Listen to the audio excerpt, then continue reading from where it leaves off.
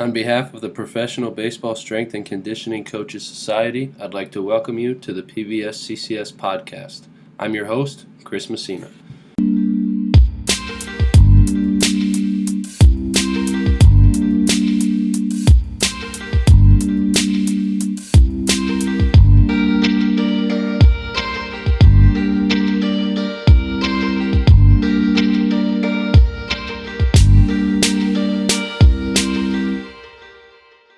It seems very in-depth. It seems like, and maybe you can correct me if I'm wrong, it seems like you need to have a good understanding of the body, of the anatomy, of physics, of all of that before you do this. And I think you did mention this is like a higher end like certification. It's not just like if you're an undergrad student, you just jump into this and like understand all of it per se. It seems like you probably need some sort of good amount of like prerequisite knowledge before you take this. Is that probably fair to assess? Anatomy, absolutely. Yeah. Yeah. And then a little bit of physics basics. Nothing crazy, Okay. but you gotta know anatomy's gotta be it for sure. Yeah. Once you take it, is there extra continuing education stuff? Is there like a community that you guys have? You talk about like people in Europe taking this, like, are you staying in contact with these people? Are you kind of sharing your findings with other people? Kind of this worked for me, this didn't work. Like, Yep. is that like a big community you're creating as well? Yeah, so there's currently 40 of us that have gone through it and are currently using it. Greg founded the Exercise Explorers Club. You don't have to be a certified muscle systems personnel to go into that club. It's just a $20 a month thing. And he goes through like different applications. So like allostatic load and allostasis, like he'll do a week on that. Like every Friday he puts out like a live stream webinar of sorts. And you just kind of log into a Zoom and he talks about it, goes through it. There's one person that kind of provides the question and Greg and that person carry the conversation. And then other people can chime in and ask questions as they go, but they have different topics. So yeah, allostasis, corroborating information, range, length tension relationships, work rest ratios, all those sorts of things. So you're talking about treating people as a one of one, which I really like that. I think normative data can give you some good stories, but at the end of the day, like we're all unique. Especially like you're talking about allostatic load. Like for me, I'm just picturing my own self. Even before we were talking, right? Like in my 20s, I was just destroying my back with super heavy loads all the time. Where I'm talking to a coworker today, and he's like, "Yeah, I never did that. I feel great in my 40s." And I'm in my 30s. I'm all beat up. So like that kind of like makes sense to me. The flip side of that is like if you have a big group of people, how do you envision that being implemented, right? Like you talked about potentially bringing this into baseball, and then you get to spring training and there's 70 guys training in the weight room at the same time. You got 6 squat racks and like 200 square feet, it feels like, with all the people in there. Like how would you envision that fitting in a big group like that? Yeah, so physical day, right? Like what do we do? Athletic trainers go through range, they go through testing, right? So yeah, I think you'd have all staff upskilled on this. And predominantly it would be your athletic trainer and your PT in the baseball setting. Because of the table driven nature of the assessment would be what you'd do. So that would be kind of the priority would be physical day in spring training. And it would take time. Like it's probably 75 minutes a guy to get your hypothesis figured. And then yeah, because like in the beginning, dude, it takes like 15 minutes to like tell your story about like I've had this go on in my back, I've had this go on. There's paperwork ahead of time. So like what would happen is the player would fill out all the paperwork, detail all their injury history, go through everything because the EMR only has so much. It's probably not everything. Like, oh yeah, I broke my femur when I was 8 and I never told me. Like you don't get that stuff, right? So you get a real, and I think that was one of the biggest gaps from pro ball was like no one talks about injury history. Like, so okay, so like injury, like 15 minutes to go through the injury history, and then probably like an hour to see everything and like see what's going on. And instead of herding them like cattle, you slow it all down, and maybe instead of next, next, next. Like you sit and have an hour and a half long meeting with the player, because these guys, you've invested hundreds of thousands, if not, and will invest hopefully millions of dollars in these players over, like, you can't give them an hour and a half when you haven't seen them for 4 months, 3 months, you know? So I would change the perspective of how our guys are treated, and like bring them in, take some time with them. Don't treat them like cattle. Really get an understanding of how they feel like they're moving, what they need to work on, what parts, motions, and positions they're having a tough time with, and start to peel back some layers of it. And then, probably have like a staff member assigned to them, like an affiliate would. Like, oh, you're probably going to double A. Okay, this is going to be who does your eval. This is who, when you come in before throwing, this who's going to do these QMAMCs on you to see. You threw a bullpen yesterday. Have you lost quality of control in any of these parts of you? And then from a strength and conditioning standpoint, I think it goes back to our first conversation about machines, and like making sure that we put stress in places where all of the body is getting challenged, right? Like we don't just row the same way all the time, right? We make sure that we're getting it on the long side, the short side, in a multitude of positions, right? And kind of altering the shoulder program to make sure you're getting some of that, right? So, yeah, I think it would be twofold. Is the strength conditioning programs that have to be adjusted slightly, but then it would be really AT, PT, mainly AT at the affiliate that would need to be upskilled on this. The strength conditioning specialist, yeah, like it would probably need to be a conversation and a shared responsibility there a little bit, but I think the nature of how lifts are in pro ball, it'd definitely be more AT.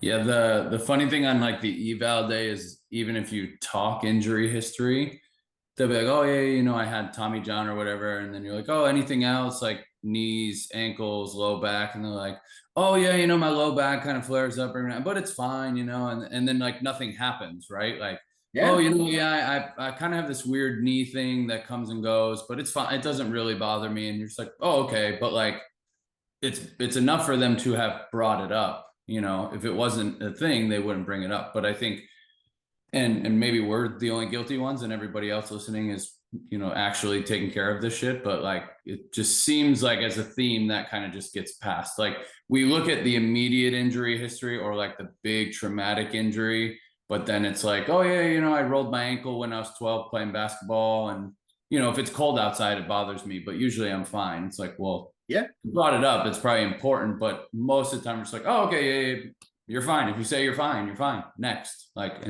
and again, anybody that's listening that's been in baseball and you tell them like, hey, I need 75 minutes to take care of this guy on physical day, they're probably like, oh, we can't do that. That's impossible. But to your point, like, how many fucking player plan meetings do we have in the off season, or like when they're there, or we do like an hour-long Zoom, and it's like we have time to invest in these players. We have to just do it more appropriately. And maybe you don't get everybody on physical day. Like there may not be enough time to get everybody, but make it physical week, and For sure. take a couple days to not, heaven forbid you don't throw for a couple days, or you don't practice for a couple days, or you don't hit in the cage, or like the lifting schedule gets changed. But if you put the legwork in early and it sets you up for success, that's probably better than just constantly like playing catch up with somebody or being reactive all the time. So it would take a major mindset shift from a lot of people. But that's not to say you shouldn't try or somebody shouldn't try, you know what I mean? Because thing is, like, if it works and there is like tangible difference from it, everybody will want to do it. And then all of a sudden, like that would become the norm. You know what I mean? So it's not like a baseball is so resistant to change until something changes and works. And then everybody just jumps ship overnight. Yeah. So it's always a fun thing. So I would assume you're using this in your new role outside of baseball, correct? Yeah, so I have a 9-year-old that has had chronic leg stuff going on, and this helps him. I have a 94-year-old who was a U.S. Senator who this helps, and Chris Sale in between. So the principles apply to everybody really. And I the majority of my time is done doing this, but we also do personal training and general strength conditioning there also. Yeah. So what does your day-to-day look like now that you're out of the game? Yeah, so I get down there at 8, and I work till 2. We got a daughter now, so I'm at home with her in the afternoons. So yeah, like a 6-hour day, and probably half of it is done on the table and with people that have like pain and mobility issues, and the other half is strength conditioning, personal training. Monday through Friday? Yep. Yeah, weekends off. Yeah, for sure, man. It's good making the same money I was making with the Sox. It's It's it's not a bad wild. life, right? No, dude, it's huge. Yeah. So we've mentioned briefly a couple times here, but just working with baseball players in season versus off season. So obviously you have some guys that come see you at the clinic. Like, what Yeah. are the biggest differences for you now that you're out of the game working with guys versus your time in the game when you were working with guys?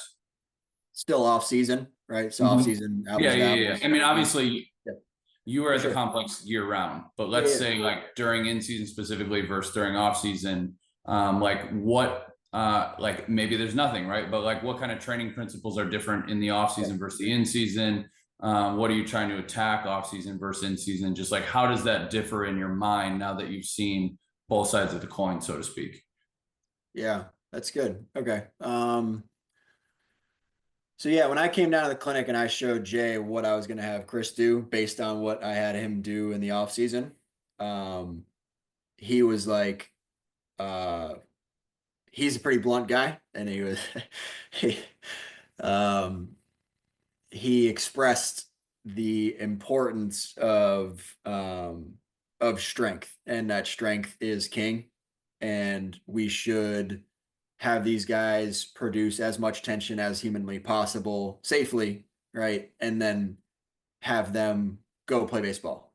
And how to do that within a week, we adopted a 4 total model in the off season, and really, really loved that. And I think and again, like I think it allowed us to catch meat and potatoes twice, and then all of the other things that you missed on the other 2 days. And really, really good, man.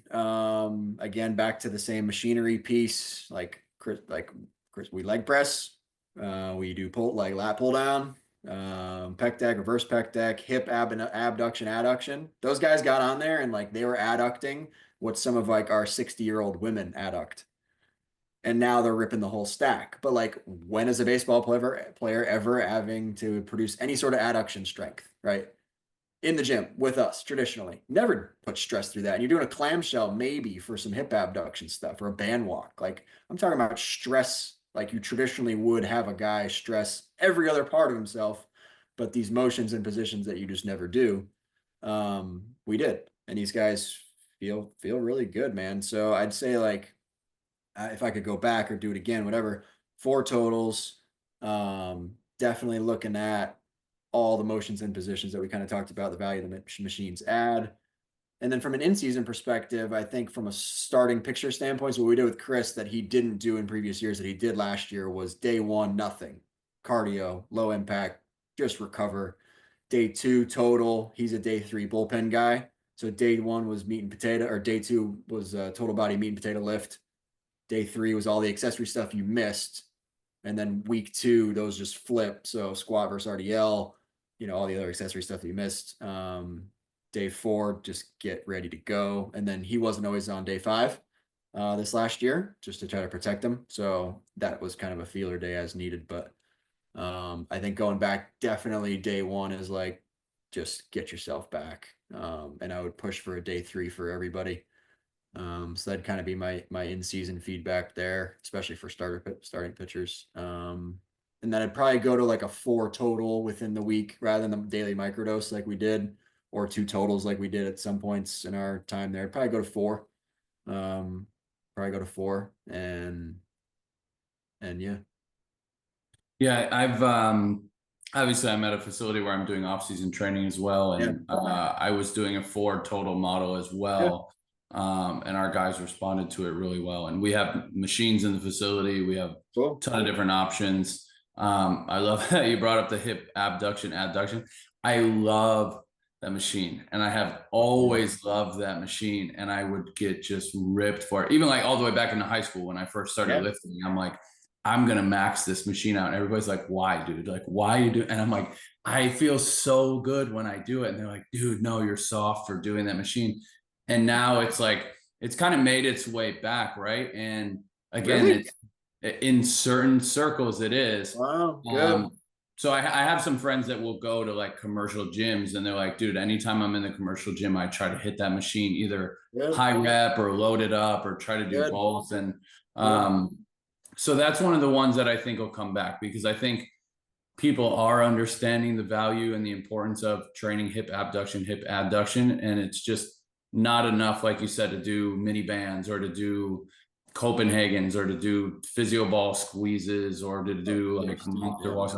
It's just not enough for how big and strong people are. And then again, like you said, you get on there for the first time and you kind of get humbled. But it comes pretty quick on the strength on there, and all of a sudden your legs just feel amazing. And the thing is, like, I was talking to somebody about this the other day, about West Side barbell. And the thing is, like, West Side obviously is power lifters. And they have, you know, their rep maxes and their dynamic days and their max effort days. But the one thing that people kind of pass over on West Side that I think is incredibly valuable is they are always challenging different angles, different positions, and they're just training every muscle group that they can in every possible angle. And they're doing like hundreds, if not thousands of exercises to like narrow in for 3 exercises, where sport has become like, sport is this big chaotic thing, and we think we can only do like 6 exercises to prepare for the chaos. Like they're doing like 100 exercises for 3, and baseball is doing like 6 to prepare for like 1,000 different potential things that could happen on the field. And I'm just like, I don't know why we don't just train. Like, why does, like you said earlier, like, why does a dumbbell row always have to be only in one way? And it has to look like a textbook dumbbell row.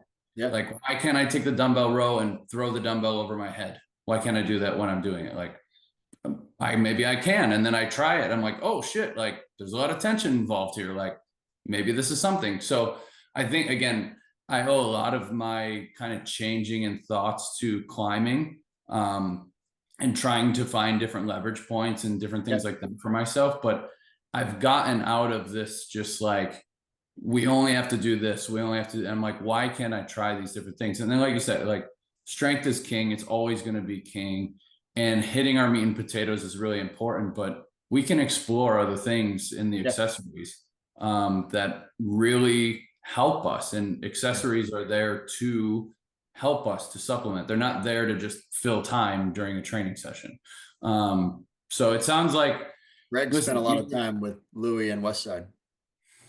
The guy's a genius. He was a genius. Rest in peace. You know, but again, it's either we're both crazy or we're both onto something. Either way is fine with me. I don't mind if people think I'm crazy. They probably already do, but it just seems like there's like this weird pursuit in baseball now of like, everything is geared towards the force plates. Everything is geared towards throw harder. Everything is geared towards swing harder, hit the ball harder, but it's very misguided. And like I said earlier, like if one person says something or like has some results, like everybody just throws everything out and let's pursue what they're doing. And I don't know, it's just, maybe this is the way to do things and people just haven't discovered it yet. I don't know. But maybe we're both crazy, and that's totally fine with me. No, dude, I've seen a lot over 10 years, and like that doesn't mean that what I'm doing is the best thing, but like this is genuinely the best subset of information that I've come across. And we got a professional golfer that's with us, or like he's a club pro that plays, and if he can qualify, he does his things. Like he's adopted this system, and like we got a pro pickleball player, and like you see how these people train, and you see gaps, and like there's a large gap in the way in which baseball players train from what I've seen. And we have 4 guys now that are with us: Jason Groom, Cutter Crawford, Johnny King with Toronto, and Jason Groom. So we'll see how those 4 guys do. I think like it'll be fun to watch, and the feedback that they've gotten us so far is are good things. So hopefully our client list grows. I think there's a bunch more that I'm not saying anything about right now that are with Florida Gulf Coast University. So hopefully more to come there. But yeah, I think if we can apply this through a season with a subset of people again and over and iterate it and adjust it. But yeah, from a principles standpoint, it's hard to argue, which is why I like it, right? Like it's hard to argue with anatomy and physics, right? Like your argument runs aground when you talk about these things, and there's an objective truth, which is great. How it's the nuance of how it's applied is what it needs to be, unearthed and figured, right? And that's the beauty of it. And that's what I feel like is next for me is like, how do you scale this, right? Like it took me a year to like get comfortable with this. Like I was like not making the right decisions on how to help people with this for a while. And if I didn't have Jay there kind of saying, hey man, do this, not that, do this, do that, not that, like this would have taken a lot longer. And there's inter-rater reliability issues, right? Like how I see something and how I want to change it is different than how Greg would. Greg's been doing it forever, right? Like there's skill associated with it. So I think it's not this esoteric thing that's going to help everybody, but there's some stuff to it. There's some juice. So Yeah, I'm excited for you, man. It seems like you're really enjoying it, and you also get some family time. And I'm just curious if you're ever interested in getting back in, or if this is like, no, I'm good. Again, the thing is, we're still impacting the game. We're just doing it in a different lens, in a different scope, in a different environment, all of that. But knowing what you know now, having been out of the game, having kind of seen the other side of things, is there any desire from your end to get back in? Oh, that's a good question. I haven't really ever thought about it. Short answer, yes, but it would need to be the right set of circumstances. It would need to be knowing how those guys work, man. Like it's so much, right? And I don't want to travel. So it would have to be like the Marlins or like the Rays or somebody that, right, like that's somewhat local because my wife and I are going to be around Southwest Florida for a little while now. So if it was local, if it worked, yeah, I would be open to it for sure. But I think it has to fit the life that we have and what we are now. Because I think like you've kind of talked about already, like I mean, we spent 10 years, dude, like 10 years, like just going professionally and you just kind of punt everything else. So there's a lot to life that I want to still see. And I think like professional baseball and professional sports like deserve a dedicated effort, right? You're trying and like, so you can't do it halfway, So I think like that's why like the company that I started 7 years ago like is an educational service. So I want to provide really good evidence-based information layered within experience to help people. And I think that that's probably the way that I want to get back to the game, right? And serve in like a consultant's role of some sort. I get it. I'm 32. I don't, why would anybody want me as a consultant? But down the road, I think that would be the way that I would want to get back to it. Yeah, that's how I kind of feel. It's just if the right opportunity comes and my wife is on board with it and I'm on board with it, like you're gonna get the best version of me or the most dedicated version of me, but also I know who I am as a person when I'm in that mode. And to be honest, I don't like a lot of the qualities that I have that make me really good in baseball. But if I get presented with the right opportunity and you can convince me to come back, you're going to get that dedicated person. But also I know what that takes and what that looks like and who I become. So it's not going to just be like, yeah, screw it, I'll get back in. Like it again, seeing the other side of things. And honestly, like we're not planning on having kids. We've started traveling. I'm working on getting citizenship in Italy. Like I have all these other things that I'm like kind of trying to pursue in life.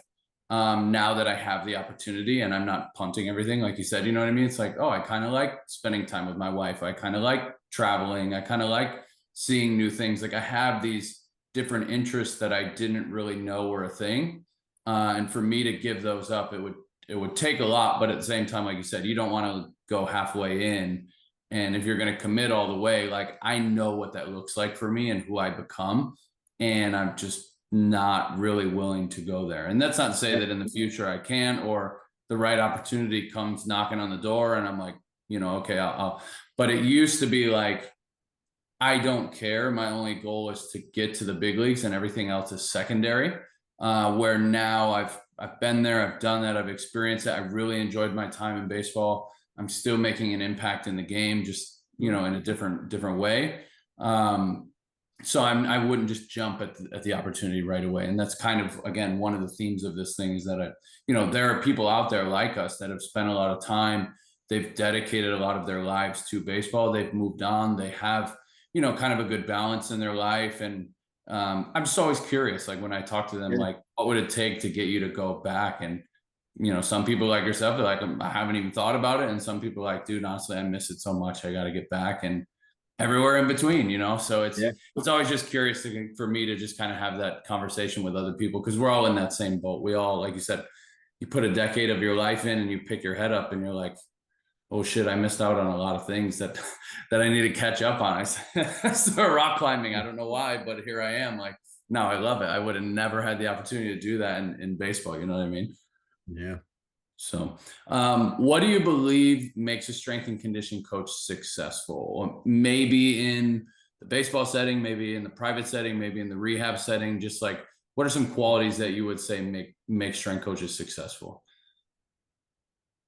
Qualities, I'd say like trust. Like you have to wear a lot of hats. Like a player has to trust you, your staff has to trust you, front office has to trust you, and trust is derived from value, right? Like they have to get value from you, right? Like they have to think that you're contributing, right? And I think that yeah, it's definitely all those three hats. Like if players trust you, if your staff trusts you, and front office leadership trusts you, then I think that um then you're doing a good job, and I would deem that successful. And I think like secondarily to that, it would be like player health. Like ultimately, like that's why we have a job, is health. But why does health matter, right? Like ultimately it's about a player's war, right? It's ultimately about wins above replacement. Like you got guys that are better than others, right? And if you lose your better players, then your team is not as good. And I think like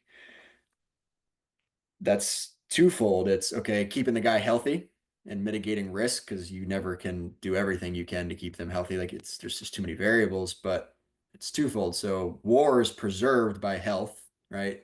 And then it's also changed with velocity and with bat speed and all those things that we know and love. Like war can be changed in those respects, right? So I think it's twofold. Is like players got to trust you. All the people that you interact with have to trust you. Your colleagues on with athletic trainers and PTs have to trust you, and then you have to be impacting somehow, right? So how you stratify that, how you communicate that, if that's with reports or PowerPoints,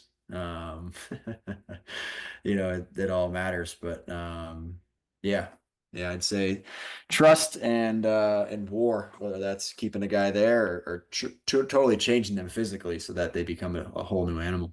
So. Yeah, strength and conditioning coaches never want to be tied to wins and losses, but then they want to be part of the coaching staff.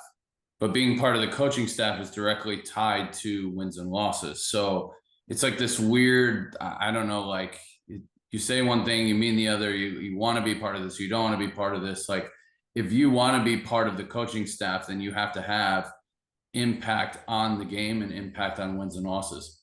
Obviously, we're not setting the lineup. A lot of times we don't get a say in if there's early work or not, or being able to change the schedule, all of that. But there is opportunity for us to maybe make an impact positively. And there is a huge opportunity for us to make impacts negatively. And mitigating the risk and making sure the players are healthy is an important aspect of all of it. There are examples where like a guy got hurt in the weight room, he can't pitch anymore, and automatically his value is 0. So like you hurt the team, you negatively affected the team.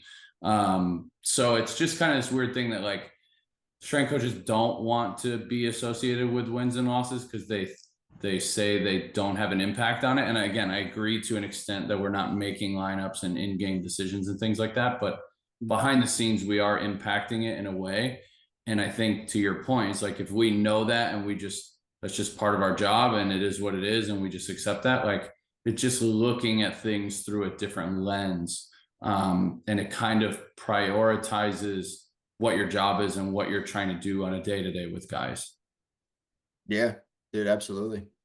Yeah, I think like ultimately it's skill, right? And if skill is kept on the field because they're healthy, or if skill has changed because physically they've changed, and that, you know, how fast they, you know, obviously not changing pitch design and those things, but physically if they impact the baseball in a more powerful way, that there's just clear evidence that that helps. For sure. How about Yeah. advice for others in the field? Either coaches that have been around, want to stay on top of things, younger coaches getting in, or maybe even specifically like people that are trying to look into the certification specialist that you have going on, like just any advice for others.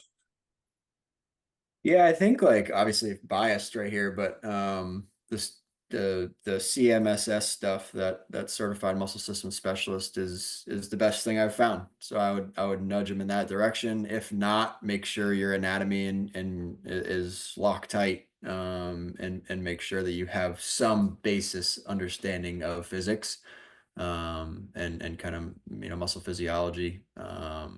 So because that's what exercise is, right? Is anatomy and physics. Like that's what it is ultimately. So um definitely that direction. Anatomy, physics, math, biomechanics, they all kind of just play into it, right? So having some sort of understanding is incredibly relevant there. Yeah. Continuing education resources, maybe other than the CMSS stuff, books to read, seminars to attend, podcasts to listen to. I know we've talked a lot about the certification, and you said you spent the last 10 years kind of studying this, but where else are you going to just stay on top of things? Yeah, I think outside of like psychology, definitely. So you have strength and conditioning and all your information that you learn there, but psychology has definitely been my second passion, and I think it's helped me a lot relate to people, go through things, even just personally with life. So um Jordan Peterson's been really good. His podcast is good. He's got a good book out. And I think podcast wise, yeah, definitely his stuff. The best book I've come across, from like a psychology and honestly like leadership perspective, has been Team of Teams. Not sure if you've come across that one or not, but that was hands down best book I've ever read.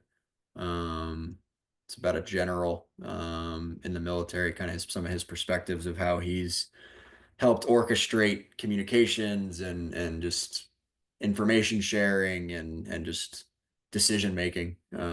So yeah, really good one there. It's been recommended. I haven't read it, but I'll have to put it on the list and add it to the pile of books next next to my bed. Kirby, it's been awesome to catch up with you, buddy. I have a lightning round for you, and then I will get you out of here. You cool with that? Let's do it. Cool. 4 questions, as long or short of answers as you want. First one, what is the best part about life outside of professional baseball? It is the freedom. It is the longest season of anything, right? Like you go from basically like mid January, Valentine's Day is always the jump point, right? To Halloween, you know, a lot of the times. So, you know, you almost live your life. I lived my life in the past for like November and December, you know, and to like have a chance to take a week in the summer. I'd say that was for me last year. Like I looked at my wife, we were in New York in July sitting on a lake, and I was like, hey, I'd be working right now. And so yeah, man, I think like enjoying my first summer. Even as a like I played, dude, like I played, you know, college baseball, high school baseball, right? It's like you didn't do anything in the summer. So like this was my first true summer outside of the game. So I'd say that was definitely my favorite part.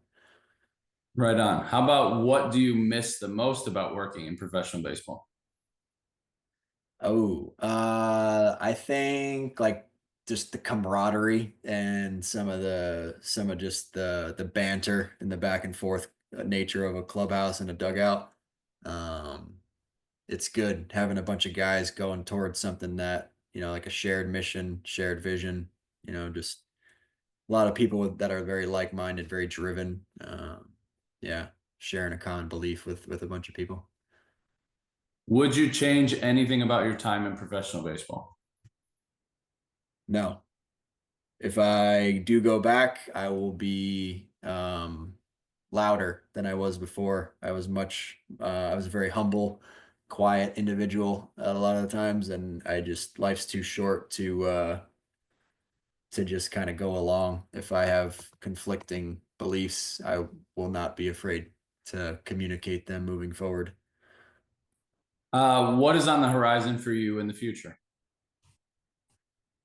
Helping a lot of people get out of pain and resolve long-standing physical limits, and helping people to really use their body the way that they want. If that's somebody that's worked their whole damn life and now finally retired and has chronic knee problems and can't go to the pickleball courts because their body doesn't work and they're afraid to blow out a knee, like get people's life back, man. Yeah, helping people get their life back, and physical body being the vehicle to do that. So It's awesome. If the listeners want to get in touch with you, learn more from you, learn more about the certification, just what you got going on, where can we get in touch with you? Is social media a good spot, or should we go somewhere else? yeah, LinkedIn, Instagram's Kirby Retzer. And then yeah, LinkedIn, Instagram, those are where I'm putting some stuff out there. Greg Mack, he runs Physicians Fitness out of Columbus, Ohio, and he runs the MSS certification out of the website's Exercise Pro Ed, Exercise Professional Education. So that's him. And then yeah, right now I'm at Symmetry Exercise Clinic. Jay's put out a bunch of good information over the years, so that website's like a really, really good resource. So yeah, Symmetry, Greg Mack, and then yeah, some of my stuff that I'm kind of doing to kind of blend it all together and apply it to baseball. Curb, I appreciate your time, dude. It's great to catch up with you. Say hi to the fam for me, and we'll talk soon. Moose, thanks for having me on, dude. All right, everybody, that's going to conclude part 2 of this 2-part interview with Kirby. I hope you were able to check out both parts because there was a lot of really good information in both. If you missed part 1, we talked about Kirby's time working with the Cy Young winner, the value of training with machines, and then his certified muscle system specialist that we also got into a little bit here in part 2. And then obviously here in part 2, we talked about life in baseball. We talked about life after baseball, kind of the progression of things over the decade that he spent in there and how he would do things differently if he were to go back. 3 things that I took from Kirby in particular in this episode. To be successful, you have to earn the trust of a lot of people. You should not be afraid to voice conflicting beliefs in a collaborative setting. And our job is ultimately to do everything we can to help our athletes stay healthy and productive in their chosen sport or activity. With that being said, I hope you enjoyed this episode, and we'll talk to you again on the next one.